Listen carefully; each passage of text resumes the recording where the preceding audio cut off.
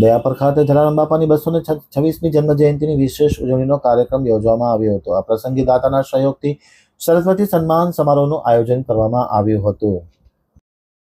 હવે જોઈએ લખપત આમતક ન્યૂઝ બ્યુરોમાંથી દર્શન સોનીનો એક વિસ્તૃત અહેવાલ. લખપત તાલુકામાં આવેલ મુખ્ય મથક દયાપર ખાતે 226મી જલારામ જયંતિની ધામધૂમથી ઉજવણી કરવામાં આવી હતી. પ્રથમ દીપ પ્રાગટ્ય કરી કાર્યક્રમને ખુલ્લો મૂકવામાં આવ્યો હતો. ત્યારબાદ મહાઆરતી, સરસ્વતી સન્માનનો કાર્યક્રમ યોજવામાં આવ્યો હતો. દાતાને સહયોગથી આ કાર્યક્રમો યોજાયા હતા.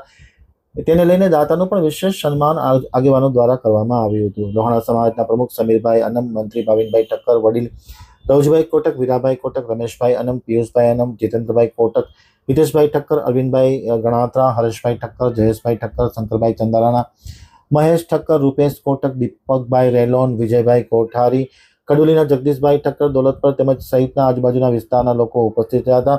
અને આ કાર્યક્રમની સૌથી મોટી વિશેષતા એ હતી કે ગઢસીસા અંબેધામના ચંદુમાં ખાસ ઉપસ્થિત રહી અને સમગ્ર સમાજના આગેવાનો અને દાતાને આશીર્વચન આપવામાં આવ્યા હતા. સરસ્વતી સન્માન કાર્યક્રમના દાતા તરીકે મહિલા દાતાનું પણ સન્માન કરવામાં આવ્યું હતું અને મહાઆરતીનું પણ વિશેષ આયોજન કરવામાં આવ્યું હતું, જેમાં પ્રમુખ ભાવનાબેન ઠક્કર, વીણાબેન કોટક, મનીષાબેન ગણાત્રા, રમીલાબેન ઠક્કર, પલ્લવીબેન અનમ, મનીષાબેન ઠક્કર, હિનાબેન ઠક્કર, દયાબેન ઠક્કર, દોલત પરવાળા પણ ખાસ હાજર રહ્યા હતા.